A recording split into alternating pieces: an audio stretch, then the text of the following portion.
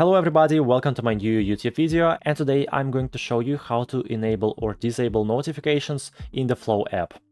So we don't need to open the Flow app itself, so let's close it. All we have to do is just open the settings, click on it, and now type in the search box applications or apps. Okay, tap here, and now select manage apps.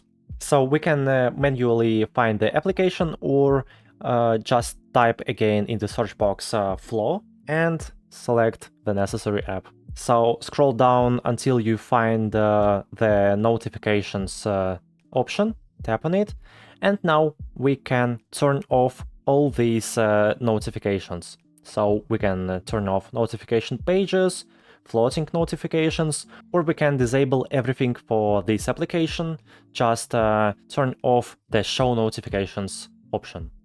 Okay, so that's all for today. I hope this video was helpful. Please don't forget to subscribe to me, like this video, and leave your comment. Bye bye!